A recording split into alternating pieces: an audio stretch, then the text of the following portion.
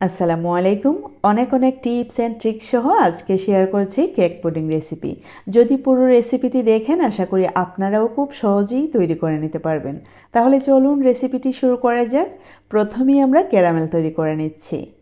তো দেখতে পাচ্ছেন চুলায় কিন্তু আমি অলরেডি একটি বাটি বসিয়ে দিয়েছি আর দিয়ে দিচ্ছি 1/3 কাপ পরিমাণে চিনি আর 1 টেবিল চামচ পরিমাণে পানি।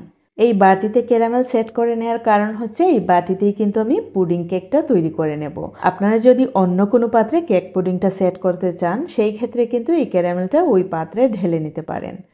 তো দেখতে পাচ্ছেন আমি কিন্তু ক্যারামেল তৈরির ভিডিও একটুও কাটিনি, একটু স্পিড বাড়িয়ে দিয়েছি নতুনদের জন্য। অনেকে আছেন ক্যারামেল কিন্তু একদমই পুড়ে ফেলেন, তা না হলে একদম কড়া করে ফেলেন, সেই ক্ষেত্রে পুডিং কিন্তু তিতা লাগে। তবে যখন এই কালারটা চলে আসবে চুলার আগুন একদমই অফ করে দিতে হবে আর ক্যারামেলটাকে ঠান্ডা করে নিতে হবে। পুরো ভিডিওটি দেখেন তাহলে বুঝতে পারবেন আমার ক্যারামেলের কালারটা কেমন হয়েছে। এইখানে দেখতে পাচ্ছেন একটি মিক্সিং বোলে 3টি ডিম নিলাম আর 1/3 কাপ পরিমাণে চিনি নিলাম। এখন খুব ভালো করে মিশিয়ে নিচ্ছি। একটু মিশিয়ে নেওয়া হয়ে গেলে এর মধ্যে আমি অ্যাড করে নিচ্ছি 200 ml এর মতো গরুর দুধ। এখানে আপনারা চাইলে পাউডার মিল্কের সাথে পানি অ্যাড করেও ইউজ করতে পারেন অথবা ফুল ক্রিম মিল্কও ইউজ করতে পারেন, সম্পূর্ণ আপনাদের ইচ্ছে। 1/2 টেবিল স্পুন ভ্যানিলা এসেন্স দিয়ে আবারও খুব ভালো করে মিশিয়ে নিচ্ছি। এখন এই বাটিকে আমরা সাইড করে রেখে দিচ্ছি। আরেকটি মিক্সিং বোল নিয়ে নিলাম আর নিয়ে নিচ্ছি 2টো ডিমের সাদা অংশ। কুসুমটাকে আলাদা করে রেখে দিচ্ছি। এখন একটি ইলেকট্রিক বিটারের সাহায্যে খুব ভালো করে ফোম তৈরি করে নিতে হবে। প্রায় 1.5 থেকে 2 মিনিটের মতো বিট করলেই কিন্তু ফোম তৈরি হয়ে যাবে। এখন আমি এর মধ্যে অ্যাড করে নিচ্ছি 1/3 কাপ পরিমাণে চিনি। আমি 2 বারে অ্যাড করে নিচ্ছি। অবশ্যই 2 থেকে 3 বারে চিনি অ্যাড করে নিতে হবে। একবারে যদি অ্যাড করেন তাহলে বিট করতে কিন্তু প্রবলেম হতে পারে। ফোম যে ক্রিয়েট হয়েছিল ওইগুলো কিন্তু আবারও ভেঙে যেতে পারে, তাই জন্য। 2টো ডিমের কুসুম দিয়েও আবারও ভালো করে বিট করে নিচ্ছি। মোট 5 মিনিটের মতো আমি বিট করে নিয়েছি। এখন আমি এরই মধ্যে অ্যাড করে নিচ্ছি 1/2 টেবিল স্পুন ভ্যানিলা এসেন্স আর 2 টেবিল চামচ পরিমাণে রান্নার রেগুলার তেল। যারা নতুন তাদের কাছে একটি রিকোয়েস্ট, অবশ্যই ভিডিওটি ভালো করে দেখবেন আর যা যা ইউজ করেছি তা ইউজ করার চেষ্টা করবেন। আশা করি আপনার রেসিপিও পারফেক্ট হবে। এখন শুকনো উপকরণ ছেলে নিচ্ছি। এইখানে আমি ইউজ করছি 3 টেবিল চামচ পরিমাণে আটা।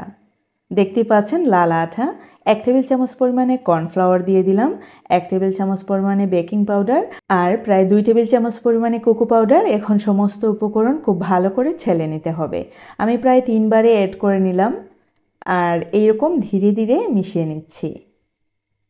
অবশ্যই চেষ্টা করবেন একদিকে মুড়িয়ে মিশিয়ে নিতে, তা না হলে কিন্তু ফোমটা নষ্ট হয়ে যেতে পারে, তাই জন্য। আপনাদের বোঝার সুবিধার্থে আমি অনেক ক্লিপ কিন্তু পুরোটাই রেখে দিয়েছি, এমনকি স্পিড বাড়িয়ে দিয়েছি। আপনারা অবশ্যই বিরক্ত হবেন না। ভিডিওটি একটু লম্বা হতে পারে, প্রায় 6 মিনিটের মতো, কিন্তু অবশ্যই অনেক কিছু শেখার আছে। তো দেখতে পাচ্ছেন সমস্ত উপকরণ খুব ভালো করে সুন্দর করে মিশিয়ে নেওয়ার পর আমাদের কেকের লিকুইডটি ঠিক এইরকম হয়েছে। এই মিশ্রণটুকু দিয়ে আপনারা কিন্তু চকলেট পাউন্ড কেক তৈরি করে নিতে পারবেন খুব সহজ ওয়েতে। একদম ফোমি হবে, একদম বাজার থেকে যে কিনে আনা পাউন্ড কেক তার চেয়েও অনেক গুণ ভালো হবে। তো যাই হোক, দেখতে পাচ্ছেন আমি ক্যারামেলের বাটি নিলাম আর এইখানে নিয়ে নিচ্ছি পুডিংয়ের মিশ্রণটুকু। আবারও খুব ভালো করে নেড়ে নিচ্ছি।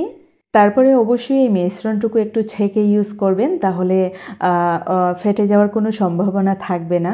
এইখানে নিয়েছি কেকের মিশ্রণটুকু, দেখতে পাচ্ছেন। এখন আমরা ঢেলে দেব ওই পুডিং লিকুইডের উপরে। অনেকেই ভয় পেতে পারেন, ভয় পাওয়ার মতো কিছু নেই। কেকের যে মিশ্রণটুকু এগুলো কিন্তু একদমই লাইট, কিন্তু পুডিংয়ের যে মিশ্রণ ওগুলো কিন্তু একদমই হেভি, তাই জন্য একদমই ডুবে যাবে না, ভয় পাওয়ার কিছুই নেই। একদম পারফেক্টলি কিন্তু হয়ে যাবে। দেখতে পাচ্ছেন একদম ভেসে আছে। তো আমি চুলায় কিন্তু একটি প্যান বসিয়ে দিয়েছি, দিয়ে দিচ্ছি একটি টাওয়েল, একটি স্ট্যান্ড বসিয়ে দিলাম আর দিয়ে দিলাম 2 লিটারের মতো পানি। বাটি বসিয়ে দিলাম, ঢাকনা ইউজ করলাম, ঢাকনার উপর একটি ভারী কিছু দিলাম যাতে করে না নড়াচড়া করে। তো দেখতে পাচ্ছেন আমি কিন্তু কাপড়ও দিয়ে দিলাম, আপনারা দেখেছেন নিশ্চয়ই, একদম একটু ফাঁক রয়ে গিয়েছিল, তাই জন্য আমি ওইটা ঢাকলাম। অবশ্যই চেষ্টা করবেন খুব ভালোভাবে ঢেকে তারপরে রান্না করতে। তো 30 মিনিট পর আমি চেক করে নিচ্ছি, যেই কাঠি দিয়ে চেক করে নিচ্ছি এই কাঠিতে কিছুই লেগে আসেনি, তার মানে আমরা বুঝবো আমাদের কেক পুডিংটা হয়ে গেছে। আপনারা চাইলে কিন্তু হাত দিয়েও ঠিক এইভাবে চেক করে নিতে পারেন, হাত দিলেই কিন্তু বোঝা যাবে কতটুকু হয়েছে বা কতটুকু বাকি আছে। তো যাই হোক, যারা নতুন তারা কিন্তু অনেক কিছুই বুঝবেন না। 40 মিনিটের মতো অবশ্যই আপনারা জাল করে নেবেন। তো দেখতে পাচ্ছেন আমি কিন্তু মোল্ড আউট করে তারপরে আবারও সাইজ করে কেটে নিচ্ছি, কারণ যখন আমি মোল্ড আউট করার সময় চুরি সাজে কেটেছিলাম সাইডগুলো, তখন আমার বাচ্চারা পাশে ছিল, খুব সুন্দর করে কাটতে পারিনি। আপনারা অবশ্যই একটু খেয়াল করে কাটবেন। আলহামদুলিল্লাহ আমার পুডিং কেক রেসিপিটি দেখতে কিন্তু মাশাল্লাহ অনেক সুন্দর লাগছে, আর খেতেও কিন্তু অসাধারণ ছিল। তো আমি আশা করি আমার আজকের এত সহজ রেসিপি আপনাদের কাছে অনেক ভালো লেগেছে। একটু টাফ হবেই, যারা নতুন তাদের জন্য বলছি, একটু কেয়ারফুলি যদি করেন আপনার রেসিপি আরও পারফেক্ট হবে। তো আমি আশা করি আমার আজকের রেসিপিটাও আপনাদের কাছে ভালো লেগেছে। ভালো লাগলে একটি লাইক দিতে ভুলবেন না, বেশি ভালো লাগলে সাবস্ক্রাইব। যারা ফেসবুকে দেখছেন আমার পেজটি ফলো করতেও ভুলবেন না। আজকে এ পর্যন্তই। See you in the next video. Till then bye, আল্লাহ হাফেজ।